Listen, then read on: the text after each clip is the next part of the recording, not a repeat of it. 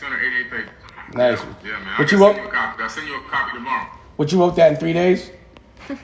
No, 3 months. You was typing one book in one hand and writing with another, and then listening to a book while you were writing two at the same time. Yeah, man. Yeah, it's a lot of this information was already in my head, obviously from over the years.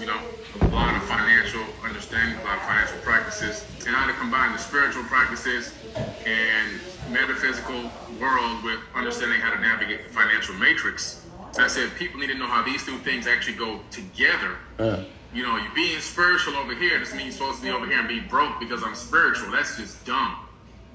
Because if you're spiritual and you understand spiritual practices and understanding the metaphysical world, that means you should be walking in abundance 24/7. You should never have a want for anything because you should be able to wield the power of the universe in your favor. So that's why I decided to write this book, because they have this thing. This guy's got a Rolls Royce. This guy's got a nice house. This guy got money. He ain't conscious. Sorry, it's actually the opposite. You know what I'm saying? I mean, if you're going to be conscious, and you're going to be talking about the light is in you, the power is in you, and we got all this power, but you can't manifest the light bill, then I'm sorry, it doesn't make any sense to me. Yeah, it sounds like you're in the dark if that's the case. But, it's funny because that's the same connotation that comes with being independent, that there has to be a compromise of quality of living. Just because you haven't sold out doesn't mean you haven't sold anything. You know what I mean? So if there's if there's a commodity that's good for people that evolves them, that's always what I've always wanted to make money off of. If I'm going to make money off of people, it's going to be off of evolving them, helping them get just as much money as I'm making. So yeah, it's great that you're sharing that and also breaking that, that narrative that just because you're aware means that you can't get any money in this world or this realm, or you have to be satisfied with struggle or not being comfortable. And that makes no sense. You know what I mean? It makes no sense. And I think it's good that, and again, as an independent, I've always made sure that I lived where everyone that's not independent lives, that I have the same cars and the same things, and my kids go to the same schools as people that aren't free thinkers, that have soul out. I got everything they got without any compromise of quality of living or having to give away my integrity. I just had to stand by my principles. But I want people to see how aspirational that is, to really believe in something fearlessly and fight for it and not be told what to do or be expected to be given anything. Fight doesn't always mean broke. Fight usually comes with, if you're fighting for the right reasons, it comes with the wealth that you want, but you have to be able to visualize what you want as well. Exactly. 1,000%. I learned a lot from you too, man, because I like to learn from everybody. And, I remember the first time I came to your house in Beverly Hills, you were so nice to even invite me over to your house. The first time we met, you hadn't even met me in person yet. And I remember pulling up to the house and, because in my mind, it was this preconceived concept that was out there in the mainstream media and the streets, Dame Dash is, he lost it, he's broke. And I'm pulling up to this house that looks like a hotel. And I come in your house, and just as simple as going to the bathroom, what really stuck in my brain was that your bathroom throwaway towels had your logo on them, your insignia on them, And something like that, some people say that's mundane, but no, for me, that really impressed something a little extra on me about self-branding, self-love, self-dignity. I see these little things, what I'm saying? I see how you do everything is branded, your own brand, everything is your own. And I had been working and striving towards that little by little, but you helped me take my brain to even another level, understanding where it really should be in terms of self-branding. I really appreciate you for that, man. If I could teach you something, and I've done something, that's a stat. And I appreciate you noticing that. You know what I'm saying? Shit, I thought you knew everything. You know.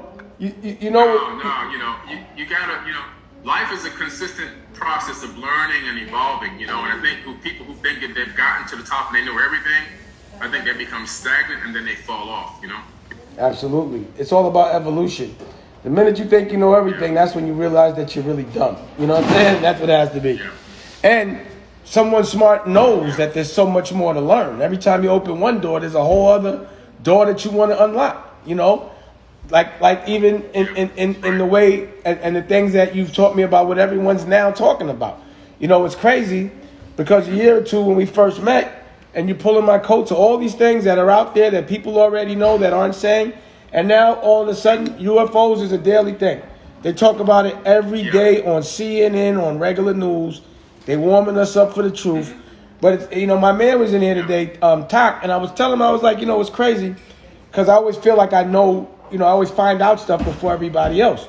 But you see, I was telling you about all this UFO shit, and now every day the government is admitting, you know, Trump's last thing was to release all of those files. But, you know, I feel like I already saw some of this shit. Billy showed me, you know what I'm saying? So it's just funny how, you know things early or you learn things early, and it's usually that's what's there in plain sight and hidden, but in plain sight. And all of a sudden they tell you when they feel like it, as opposed to you just realizing and understanding and knowing that nothing's a coincidence. This shit is going on. You know, it's just logical. Exactly. You know? Yeah, for real. I mean, it's so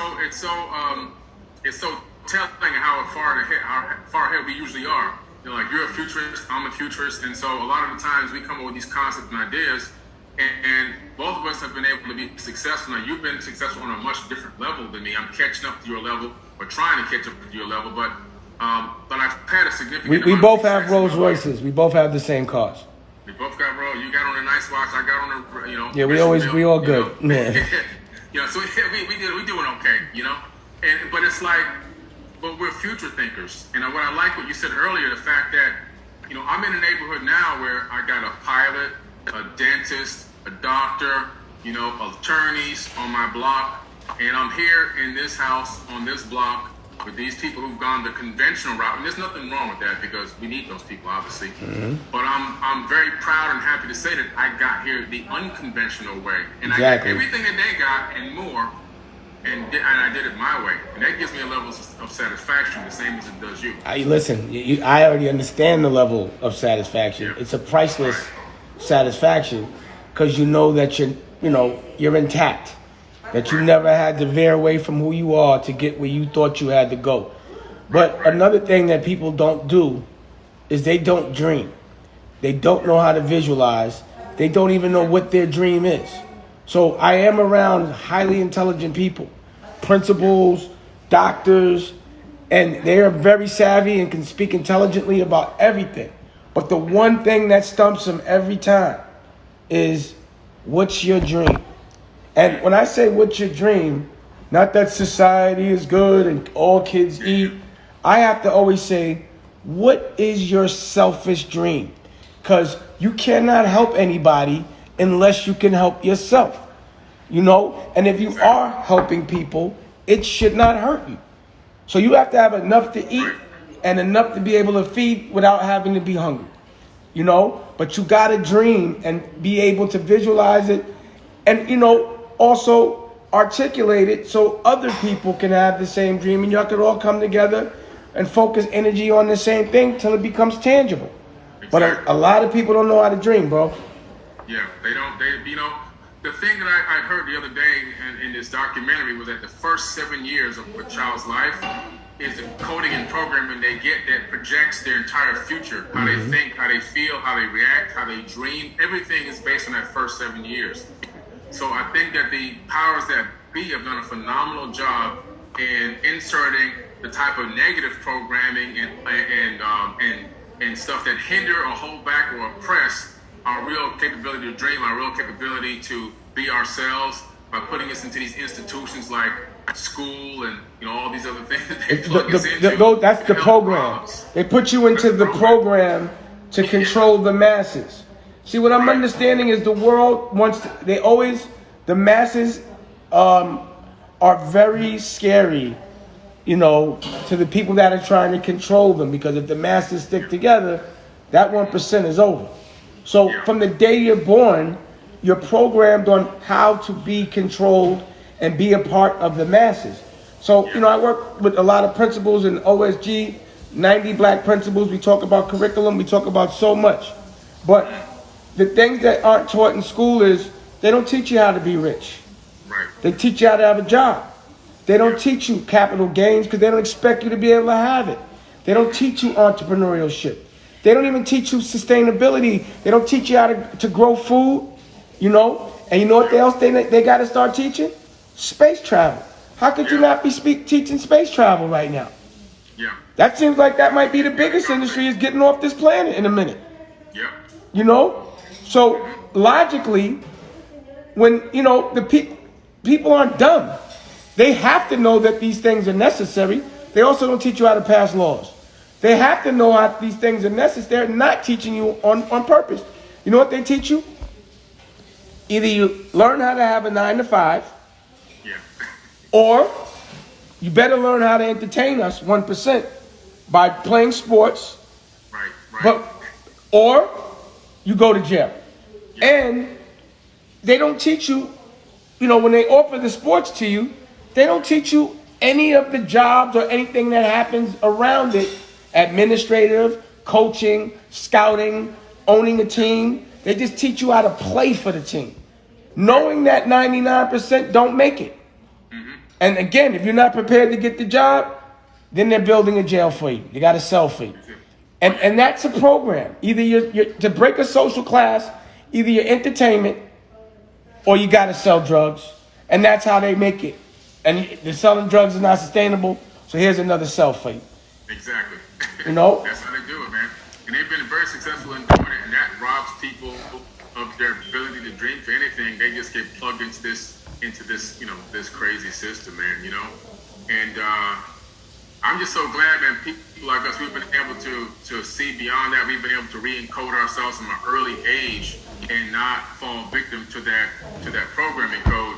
And so to people out there on the outside, sometimes we look like crazy fanatics or whatever you want to call it, but we're actually the normal ones in a lot of ways, and we're trying to drop the seeds of reality to help snap people out of, you know, where they are. But some people don't realize that they're suffering from these epigenetic memories from their ancestors. And they're living out even some of their ancestors' turmoils and tortures and torments and PTSD and suicidal thoughts and depression is all inside their body. It's been passed down from generation to generation. It can last up to 20 generations. And the only way for people to break out of this is they have to begin this through positive affirmation, speak positive on themselves, believe in themselves, start to dream, start to believe that anything is possible, you know, that they can achieve. And, you know, that's what, you know, some of the things that we've done together, like even with having the mystery school at your Dame Dash Studios and things like that, trying to get people to snap out of this fallacy, this illusion, you know? I mean, they've done a good job. The programming has been deep. But the one thing I know that they teach you from the day you're born is to be scared to die, even though you're going to die. You understand what I'm saying? It's like fear is implemented in you the second that you're born. And I don't even think fear is a natural fucking emotion. I think it's artificial for control. You know, I look at my puppies, you know, my animals. No one told them about death. They have no idea what it is. That's why they're not concerned with it. They're fearless. They're not scared of anything, you know, because no one taught them fear. If no one tells you about the bad shit, you ain't going to be worried about it. So in order to be worried about something, someone has to tell you to be worried about it. You know, most of the things we're scared of is not instinctual. It's not instinctual to be scared to have bad credit. It's not instinctual to be scared to worry about what other people think about you or not to have a job. That's implemented. No one's like my daughter's scared not to go to college. She's scared to have a bad grade.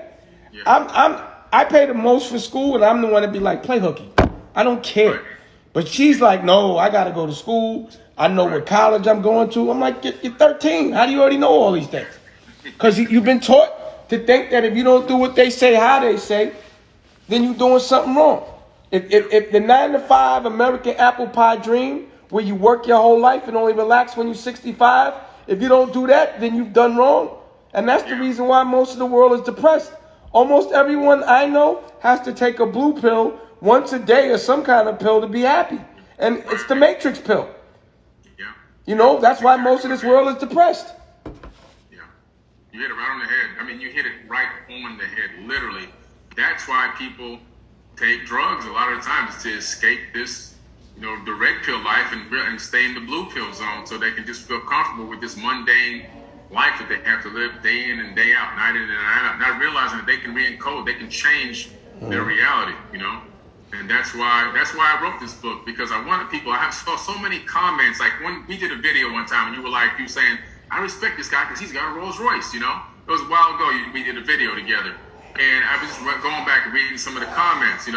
A Rolls Royce, and I thought this guy was conscious and all this. I'm like, no. You guys got the wrong idea of what conscious is all about. If you look at all the ancient sages, if you look at the Buddhas and you look at Yeshua and Gandhi and all these people, they may not have had $1 billion in their account, but when you research these ancient sages from all around the world, no matter where they went, they always had abundance. Abundance followed them. They had clothes. They had people trying to serve them anything they want. Night and day and night, people were trying to serve them and feed them and clothe them and put a roof over their head and everything else. Why? Because they had the abundance mindset. And people are walking around here not understanding that we have to have and live and walk in the abundance mindset, that you deserve the best. You deserve to have everything available for you when you need it. All your needs should be met. And abundance doesn't mean you got $1 billion in your bank account. It just means that all your needs are met when they need to be met and on time.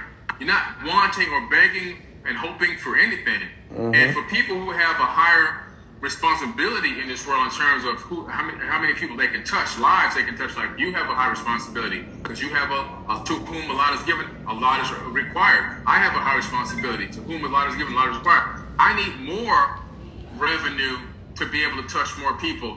I can't do what I'm doing on the scale I'm doing it in a robe and slippers on a prepaid cell phone, and neither can you, There's levels to this thing.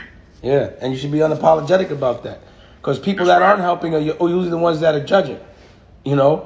Most people with money aren't judging other people that have it. The ones that are worried about someone else's dollars because it ain't in their pocket and they want it. And they're usually mad about the reasons they don't have it. Yeah. And you're right. The more it's a heavy responsibility when you touch people. Pause. When you have a platform and people listen and you influence them. You can influence them to do the wrong thing for money, or you can influence them to do the right thing, and y'all get paid together. Right. And again, for me, I'm not hustling for this vibration. I'm hustling for the eternity vibration.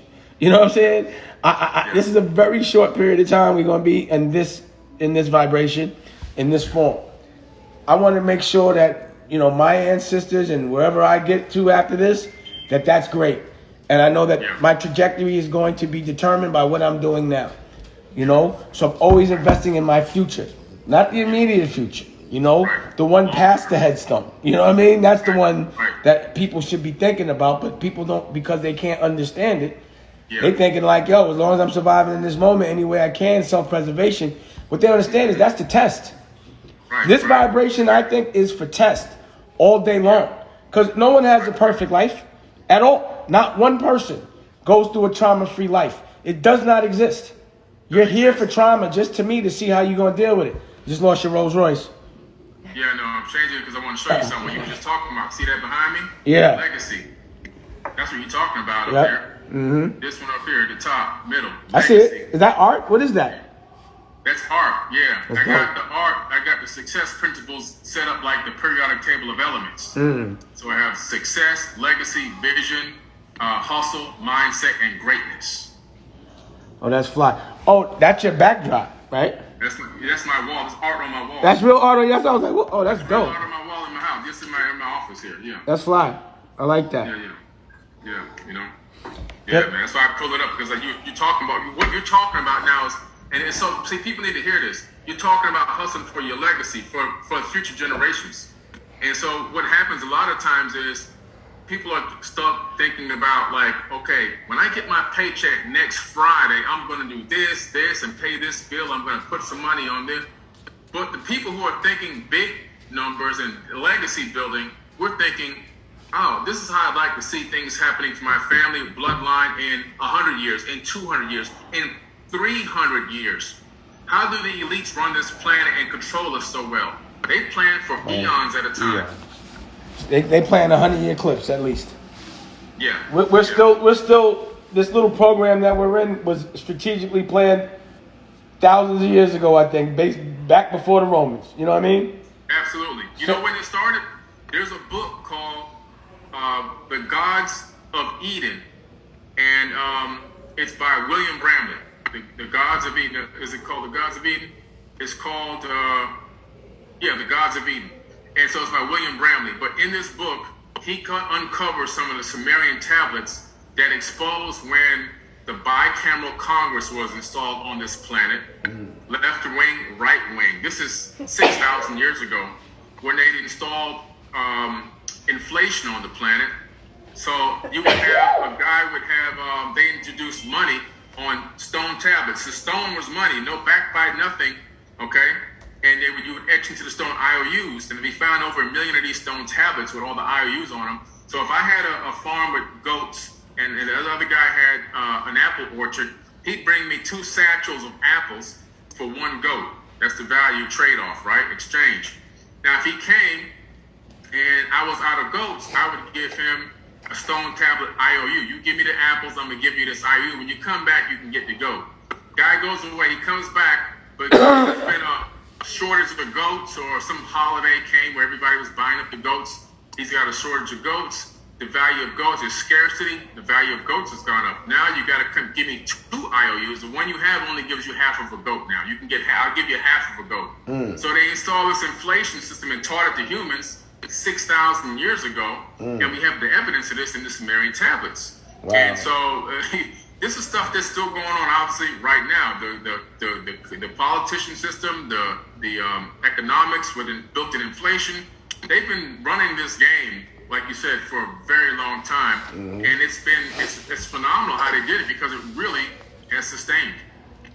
Well, you know, the way I see this, and I've always looked at it like that, being controlled is a choice. You know, whether it's a conscious or unconscious one, to me it's always been a choice. And for those that want to be controlled or don't realize they're being controlled and are all right with it, go ahead. I'm going to try to wake you up. But, you know, you're going to get in line. If you know, that's what you want to do. You could be in a commercial airport or fly private. You know? See, again, I went to New York for a day a couple of weeks ago for my aunt's funeral. And I hadn't been in a public airport in a while. And when I went in, because of COVID, we were flying private wherever we went. Yeah. So I'm like, damn, I got to stand in line like everybody else. Yeah. And every second they're telling you where to go. And I'm like, this is necessary because millions of people walking through here. Right. Or else it'd be chaos. Right. So when there's a lot of people in one place, there is a form of control to keep everyone organized. But if you have a certain kind of enlightenment, you can fly private. You know? And I'm saying that, you know, not to say real, but in life. You can create your own bubble. If you're not breaking any laws, you really can live by your own rules. You know? And, you know, like I say, regardless of who's president, you know, whether it's Trump or Biden, I'm going to do all right. I'm going to be worried about everyone that's going to be controlled, because that's what they're there to do, control the ones that want to be. But I'm not waiting for the government to pay for my medicine. I'm not waiting for the government to pay for nothing. Matter of fact, for me, the government works for me because I pay taxes. You know what I'm saying? So I'm the boss. But nobody looks at it like that. You know what I'm saying? So it's a choice. Be controlled or be the controller. You know what I'm saying? If you want to be a part of the masses, then you're going to have a master, period. That's an exact conversation. I had some people come over tonight. The young lady wanted me to talk to her kids. They're adults, though, but they're young adults in their 20s, about manifesting and stuff like that. And I had the same exact conversation with them that you just brought up in terms of being controlled, understanding who's controlling, and living your life based off of your own rules, not what the other rules. I said that the government has us thinking that we work for them, and they work for us. The police got us thinking that they control us and we work for them, and no, they work for us. The doctor, the same thing. They try to tell you what you can do and you can't do. Sometimes they give you bad information. The doctor works for you. You should be telling the doctor, no, I checked this out. I want you to look into this better because of this or that. This is how I feel about this or that. And they can't shut you up, because guess what? You're paying them. They work for you. And we have to flip this thing around. Lawyers work for you. You can't let them dominate. We can't let these people dominate us anymore. Like, we have to understand, we're the ones in control. And when we really understand that, we'll have a much smoother life and we'll have more control over our reality. You know what I'm saying? That's what I was just talking about earlier today. What you're saying is 100% right, but if you said that to certain people, that would make them scared. Yeah. And that's what makes us, and it's about narrative. So the only way to control muscle is brain, you know? Right. And to make someone stronger think that they're weaker. It's narrative. And you're right. Yeah. They give you this narrative, so it's so crazy that someone that actually works for you makes you think you work for them. Yeah. You know, it's crazy. But it's you know, like I said, I've had issues with other cultures because of the entitlement. Like, even like in certain parts, like we bought a house in South Carolina from a racist fuck, and I paid this man cash, and he told me I gotta say thank you. I told that dude, go mow my lawn and get the fuck out my house. You know what I'm saying? I couldn't believe the gall of this man, because he couldn't believe a black man came into South Carolina and bought that house cash and told him to get up out of there. He was actually offended. Wow. To the extent that he told my girl, I deserve an apology. And I'm disappointed. That's why I had to call this man and check him. Go mow my lawn, because it's my house now. Right. Leave my keys and get out. You know, don't ever talk to my girl like that again. You know what I mean? But it's the entitlement, the narrative, like, because, and you know, even to the extent that being a wealthy black man, another culture might say, I don't care how much money you got, you'll never be able to afford to buy white. You will never be white. The fuck, I don't want to be white. What are you talking about? That's the only thing someone broken white got is, but I'm still white. Like that, what the fuck does that mean? It's still a form of making you, of trying to make someone that has not a dollar that lives in a trailer is going to be like, I'm still better than you because you wanted my, I don't want your skin. That's your narrative, bro. You want to be black. You want to know how to dance. You want to know how to fight. You want to know how to get the girls. You know what I'm saying? You want to know how to play athletics. You want to know how to shoot. The fuck out of here. But in certain places, they'll still make you, no matter how much money you got, you can't buy my skin. Nigga, I don't want to buy your skin. Nigga, I would never want to. I wouldn't take your skin. I don't care. You know what I'm saying? But it's real funny. It's real funny to see a black man around some broke white people that still feel like they should have one up on you. Hilarious. Yeah. Now, it's pretty interesting. You know, every neighborhood I've lived in for the past, I would say, 12 years, I'm typically, you know, one of the, you know, the only black or one of the very few blacks in the neighborhood. And I'm in nice places, obviously, and they always want to know, you know, what team I played for or play for, you know, or what band or group or, you know. That one be cracking me up. Or I'm an athlete, that's it. Trust me, I say the same thing. Why? Because I'm black? But when they say it to me, I be real distracted. Why? Because I'm black? I'm an entrepreneur. You know, you're a published author. What you mean? Right. You know? I tell them now, when they come up to you like in this, you know, neighborhood, what do you do for a living? I'm a scientist. Really? Yeah. Well, what science? Archaeoastronomy and astroanthropology. Oh shit! They just turn around and walk away. This guy too smart for me. Now you're above their pay grade. They done. You know what I'm saying? Yeah. Go back to 7-Eleven. You know what I'm saying? But yeah, I could dig it, bro. Yeah. But my point to all of that is narrative. You know? Yeah. Even in the music business, they make you think that you need them and it's you. They make you give your culture to them to sell it back to you. Yeah. Just because you think, because they empower you or they validate you, Right. or give that makes it better. That gives you validation. Yeah. It's always about narrative. Right. And again, it's always about dreaming. I'm going to show you something. Follow me with this? I'm going to show you something real personal. Yeah. My manifestation game, and I believe in this so heavy, that every day, I'm walking to my personal bathroom. Every day, first is my little man. Hey, buddy, say hi. Say hi to Billy. Say hi to Billy. What's up? My little man. I'm having fun with this. I get to raise this one. Look, man, I'm happy for you, man. And man, we worked hard, you know? And that's another thing. We lost the baby this time last year. A year later, we got a baby. We didn't sit in the dark. Look, this is the toilet. And look, here's my vision board. Everything I want to buy and everything I'm going to sell on the toilet, bro. Every day. I'm looking at my dreams every day.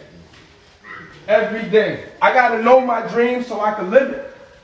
And then once you have it, you got to be able to know that you're in your dreams so you can enjoy it. So I remember thinking about the day I'd be able to be on a Zoom, even though Zooms weren't as popping, and I could just walk by and see my baby, and now it's happening. So I get to really marinate it. I get to really enjoy it.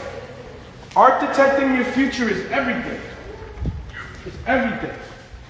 Knowing what you want your future to look like is everything. It's like you can't shoot a movie without a script. And life should be like a script.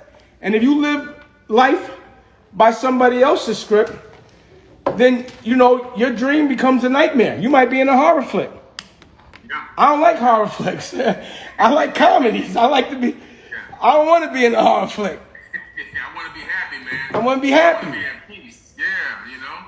Exactly. Somebody else's dreams is for sure going to be your nightmare. For real.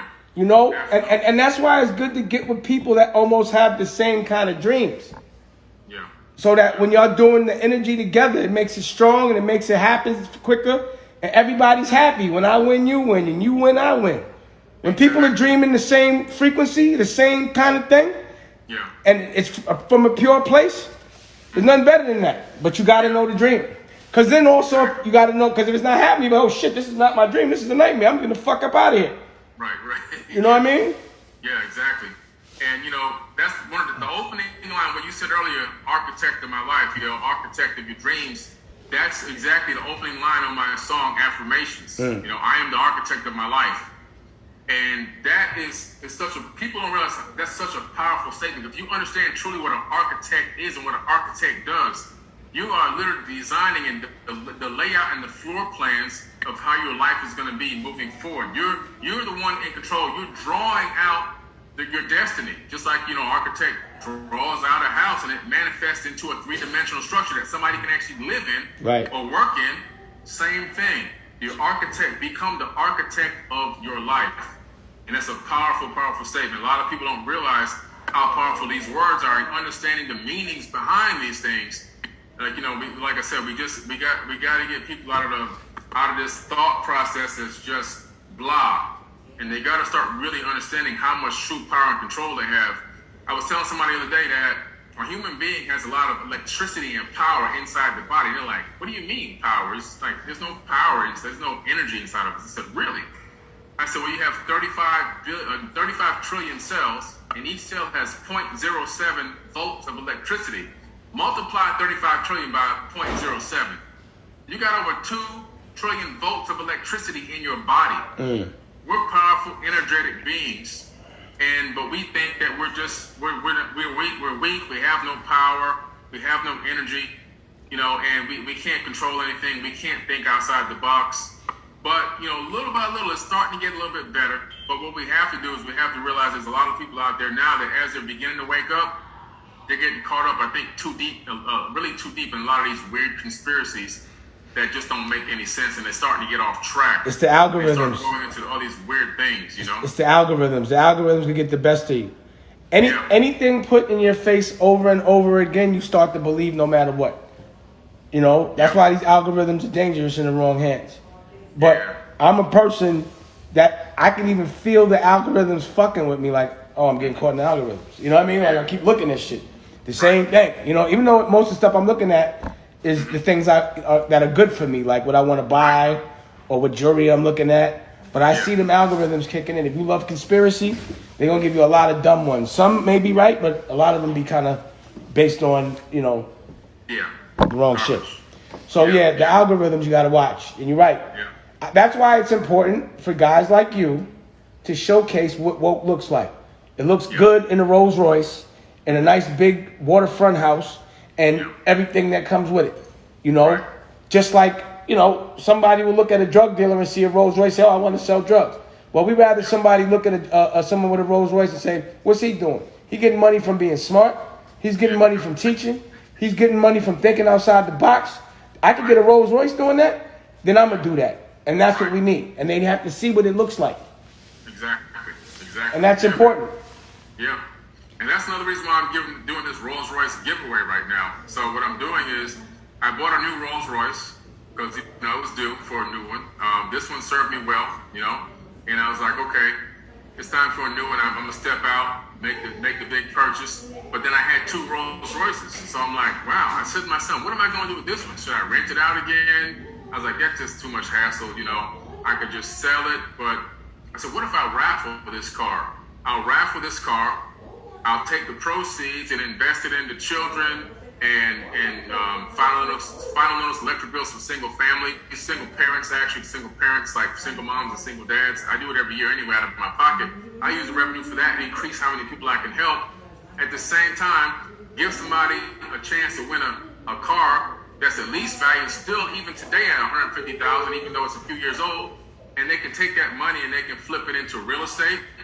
They can turn that $50, that they raffle ticket into maybe a real estate deal that turns them into a millionaire by flipping real estate. They can get into the stock market or cryptocurrency. They can invest into their own business and build up their inventory or their stock and develop a mobile app, whatever it is. And they can parlay that money into something that can be of benefit to themselves, put their kid through college, whatever they want to do. But I think it'll be a great benefit for somebody to get their hands on that opportunity, a card they could take and instantly turn it into instant cash. Probably in the most cases, a lot more money than they had at the same time at one time ever in their life. You know what I mean?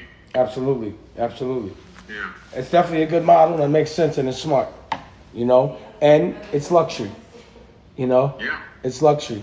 Yeah. I like what's happening Yeah, these days, consciousness, intelligence, doing the right thing is starting to come with luxury, not sacrifice, Exactly. and not compromise either. And that's a good thing. And as long as we keep passing that gift along, the wealth continues. Because that is the wealth, helping people and spreading that love. But you can't love nobody else until you know how to love yourself. Impossible. Right. You can't love yourself. How can you love somebody else? Exactly. Well, you get on an airplane and the stewardess says to you, in case of decompression, the oxygen mask may fall. If the oxygen mask falls, make sure you put it on your mouth first and get oxygen flowing before you help somebody. Exactly. Period. Exactly. That's the analogy right there. And one thing I can attest to, Dame, is the fact that since I've known you, since I've been around you, your true mission really is you give people the blueprint and you help a lot of people. Sometimes people get misconstrued because they see, the way that you respond or the way you answer questions, or your passion comes off to them as sometimes as anger, but they don't really know you, they don't really understand where you're really coming from. You give the blueprint out to everybody, and you give everybody an opportunity. Because why? Because in your mind and also in my mind, there's more than enough for everyone. Way more. And the people have a scarcity mentality, they don't understand that. And what people should understand, if you help someone become powerful, then they can help you. Exactly. Or two powerful people together, I want to make partners. I like equals. Right. I love the fact that we talking like, yo, I got a Rolls Royce. I'm like, yeah, I just got a Rolls Royce. I love that talk. If you were telling me you just bought a Honda, I couldn't be like, yo, I'd be like, damn, let me show you how to get a Rolls Royce. You know what I mean? It's a whole different conversation. Right. You know what I mean? So I love to see my brothers winning. I love it. I love to see my brothers winning on their own. And I love to see my brothers teaching others how to win. Those that have sold out and been patted on the head by another culture and get celebrated by the other culture, you hear they got money, but you never hear them teaching how to get it, right? I don't know why. Yeah. Those official people that's supposed to be so official, how come they don't teach you how to get it? You know what I'm saying? Right. Because, they be like, yo, then you got to sell out your culture.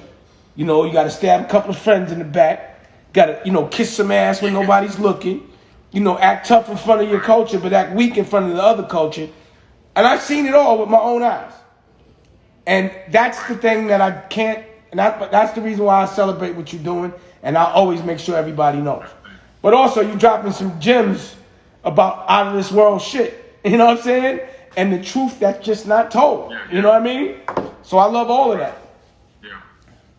I love all of that. Yeah. The UAPs and the UFOs is the main topic right now. I actually have a workshop coming up where I have Luis Elizondo, that's the former Pentagon worker that has been exposing the fact that they're in possession of spaceship. vehicles not of this world. You know, spaceships, basically. They just said they got a patent. The Army got like a patent for one or some dumb shit. I was like, what the fuck? Yeah, they got the patent. The TR-3B, the Aurora project, they have a floating, anti-gravity flying triangle that has a rotator ring that operates on a ferrofluid vortex engine, and it's capable of not only flying multiples of the speed of sound, but it can even fly in space. It can make 90-degree turns. It creates this anti-gravity bubble around the actual vehicle so that it can make these weird maneuvers, but taking away the G-forces from the actual pilot. So the pilot doesn't have to experience those G-forces, so it can make these crazy maneuvers, and the pilot will never pass out, you know? It seems like that looks like the vehicles that the Army been chasing I'm curious to know, is that the government? Is those really... You know? I'm gonna tell you what it is. So I'll give you a sneak peek. This workshop I'm doing, I'm gonna give you the login to this workshop. All right, definitely. Let me know. Releasing information that's gonna blow people's minds that you haven't seen on any TV yet. Some of these projects that are supposedly these UFOs that are buzzing the Marine ships and everything else, some of them, not all of them, some of them are ours. Okay. Project Blue Light. Blue Beam, people call it, but it's not. No, the Blue Beam is never gonna actually happen. But they are gonna do. You release our own alien reproduction vehicles that are going to see alien, look, maneuver like alien, but really we own them. And let me tell you why. So we have gone around the planet. We, meaning the military-industrial complex coming from this country, has gone around this whole planet. We've already invaded everything: Nicaragua, Iraq, Afghanistan. You know, we destroyed Vietnam. We went around this. You know, we went around the planet. We made all the war money. There's no more money in wars. Wars are drying up right now. They don't want to go to war in Africa because there's no money for them there. So they're like, what are we going to do next? Oh, we need a space war. We need money. How are we going to keep this military engine running and keep these trillions coming in? So we need the Space Force. We need to put money into space weapons. And so they're going to inject fear by saying, oh, it's a threat to our national security, even though these things have been coming here for millions of years and nothing ain't happened yet. They've been coming to nuclear power plants and nuclear bases and shutting down the codes and stuff like that. Not launching them, shutting them down. But they won't tell you that. What they want you to see is, oh, it's a threat to us. We are now going to reroute $20 trillion into space weapons and spacecraft and blah, blah, blah. It's a new way for them to fund money or direct money into their new agenda and get the public's approval without having to siphon it under the covers and then have to answer to controversy later on. That's what it really is all about. It's all about generating revenue and keeping the war machine running. So let me ask you a question. What's the explanation for not going back to the moon and saying, fuck it, let's just go to Mars? I don't understand how you just skip the moon. How do you do that? Okay, there's people on the moon. This is what it's all about. This is what people on the moon. Yeah, they were like, listen, guys, after we dropped that doggone bomb on the moon, they were like, okay, wait a minute, this is enough. You can't do this. We live in here. I have the black box audio from Apollo 11. The black box audio and the redacted printed statements from the verbal. They actually transcribed it into text also. And it says, I think it's Collins who says as they're flying over one of the craters, look at those concave, or I think it was convex craters, which means a dome structure down there. I bet the people down there never get out.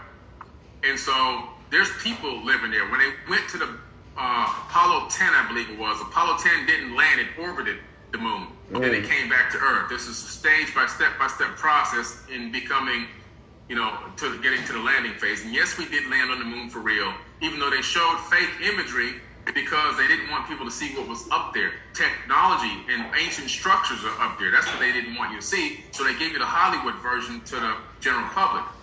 But when they went through the backside of the moon in Apollo 10, when you go around the backside, you got the body of the moon in the way of the Earth. And so the radio signal can't transmit. So it's a dark time. In other words, you're cut off from Houston. You're cut off from your home base. Mm-hmm. During that time, another comm link came into their earpieces, into their comms in the shuttle, into the capsule, and it was broadcasting music that was coming from the surface of the dark side of the moon. Like Pink Floyd? And this, huh? Like Pink Floyd, The Dark Side of the Moon? No, not Pink. Yeah, right.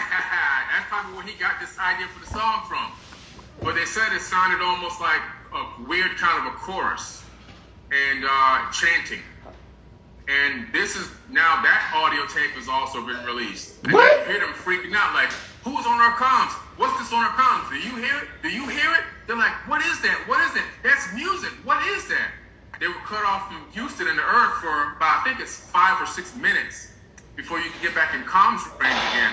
But so that they tapped into their comms on the dark side of the moon and transmitted that information or that signal to them, which I'm pretty sure is still being analyzed till this very day. But there's people there that I think that we were warned. Listen, guys, after I think Apollo 16 or 17, it was like, look, y'all can't come back here anymore. It's just not conducive. And no other country tried to go there. No one's like, they all skip past it. And we can't do it. And you know what I would love, which would make more sense to me, is I want to know what China found up there, what Russia found up there. We already know Hitler was talking to Saturn. That's what I heard. And he already had all the shit back then. He was dealing with them a while ago. I want to know what everyone's intel has gathered. How many, and I'm really curious what's going on in the space station. What's going on up there? Yeah, they're doing a lot of science experiments up there, but I also think that they are in collusion with some outside beings, aliens from who knows where. There could be an exchange program going on where we're exchanging stuff to them biologically, and they're giving us things. There could be a process of very gradual opening of communication and interaction.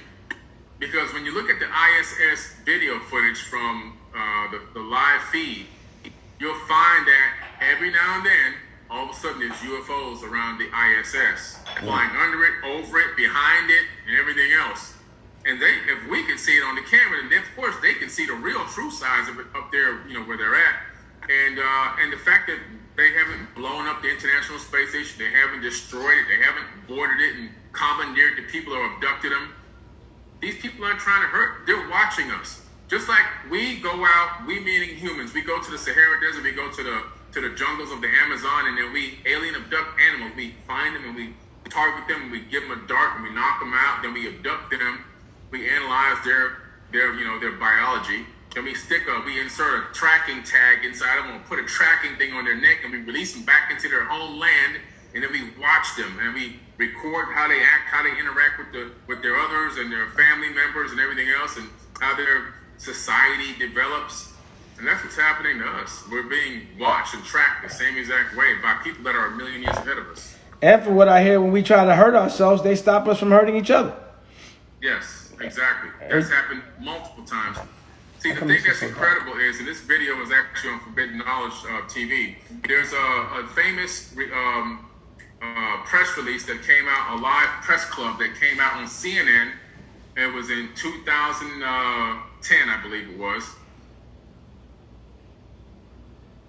where these were former nuclear scientists, former nuclear codes security officers. In other words, the guy that had the security codes for the nukes, who used to activate the nukes with the codes, was there testifying that the UFOs came to the base in broad daylight and turned the codes off on the missile silos and deactivated all the nukes. Damn. Like, that's the message. Like, dude, y'all ain't gonna blow up this planet no matter what you think. We're not gonna allow it. You're not gonna mess up our experiment. We watching y'all, right. Like that kind of thing. Exactly. Yeah. And so that's what it's really all about, man. So these beings have been here. They've been watching. They've been tracking for a very long time. And before any real positive interaction, like we're just gonna land our ships in the middle of your city happens, they're waiting for us to grow up. Human beings, there's 7.7 billion now of us on this planet, and we're being controlled by less than 100 people. And until we take control of this planet, until we break down this divide and conquer invisible barrier that exists, because consciousness doesn't even have a race or a color. Until we realize that and treat each other as equals and love one another, there's not going to be any mass landings in the middle of your city and, hey, nice to greet you and everything else. Because if they come down here, the first thing that we're going to do, our military is going to do, is try to shoot them. Yep. That's it. And then they're going to have to hurt somebody. They gotta just because they're scared. Because we scared all the time. Right. Yeah. You know, that's what's happening. Yeah. Well, from what I understand, we're a very young race, you know? Yeah. Very young race, a modified race, trying to get some kind of independence of the brain. Yeah. It's going to take experience to get there, it seems like, you know. But some of us are a little more enlightened than others, and some of us want to know the truth, and some of us do not. I do, Right. you know. Yeah. The truth will set us free. You know what I mean? That's how I look at it. Sure. And economic empowerment is also a good part of freedom as well, you know. Absolutely. So all those things. So yeah, man, you know, I'm down. I definitely want to come to the workshop. You always dropping jewels. You make me smarter than everybody else. Shit that's going on now, we talked about a couple years back. Yeah. So we ahead of the game. You know, when I hear this shit, I feel no fear. Right. You know, because I'm like, yo, they could have been did something. And also we have somewhat I have an understanding of what's going on. Yeah. So it makes me feel better, and it makes me more receptive to the evolution that I want to do, you know, and be involved with. Yeah. So, you know, we got a lot of big plans, Billy. You know, whatever else you want to talk about, I'm down. You tell me when. We should do this more often. You know, COVID's over. Let's get back outside. And I'm down, bro. Yeah, we'll do it for sure, man. I gotta come out there, sit down with you again, man. You know, let's knock out some new episodes and stuff. You know. I feel like we have an episode that's not edited the last time he was here. Probably, yeah. Definitely is one that's not edited. And then we got the whole school, too. Yeah. Yeah. But definitely, when you coming back out here, bro? Oh man, I could probably come out there in August. I can get out there in August, man, and we can hang out and knock out a couple shows, maybe 3 shows at one time, you know? Yeah, real easy. Also, you know, I bought a ranch out in Wyoming. So, Oh, I saw that. yeah, you gotta come out. I ain't even been out there since we bought the shit. I mean, we renovated it because, you know, it's COVID and all this other shit. But, and it was cold. That was what it was. It's cold. But, yeah, we as soon as it got cold, we came back. It's cold out there. But you're going back out there in a minute. So it's all type of things we need to do. And, you know, let's keep talking, bro. Yeah, for sure we got to, man. I'm looking forward to it. Congratulations on the baby again, man. Nah, man, Like shit. I said, congratulations. Thank you, bro. Congratulations on your success. New houses, new cars, Yeah. giving away cars, streaming services, books. Get that money, Billy. You know, my name is Billy. My artistic name is Billy Pablo III. You know, That's right. you know, we still rocking out. We perform. You know, Billy Carson and Billy Pablo. Holla back. Yeah, man. And then we got to start talking some NFT stuff too. Yeah, we gotta do that. That'll be the next. Yeah, we gotta jump on the NFT stuff. And I have my own coin coming out. The Forbidden coin is coming out in 90 I days. already knew you had a coin coming out. Of course you got a coin coming out. Well, you know, I'm about to do something. I'm about to make a dent. Next week or two, you're going to hear about it, you know. Okay. But the auction will be live. You know what I mean? Nice. Let me know so I can put it out there. I mean, you know, this one here is probably going to be for that 100 that could afford it. You know what I mean? Okay, I got you. Meaning it's like one of those, you know. We'll talk about it offline. But there's a lot going on with this NFT. You know, I'm on it. Trust me. Yeah. I'm an artist, and you know an artist can really breathe over there well, in the right way, and it goes back to that thing, and we've been talking about this. The dollar don't have no gold backing it no more, so anybody can make up a currency. It's the value you put on it, period. That's right. You know, Period. That's it. been saying that. Why we fighting over a dollar that has no meaning? Yeah. Make up your own. Now niggas can make their own money up. That's crazy. Yeah. That's crazy. That's where it's at. I'm putting my face on the money, man. Come on. Why wouldn't you? Yeah. Why wouldn't you? Yeah. I'll take some coin. Yeah. All right, bro. Hey, man. All right, man. Hey, peace. I appreciate it. Love you, man. Love you too, man. Yeah, We're going to save that, though. We want to edit that up and do all that. All right, bro.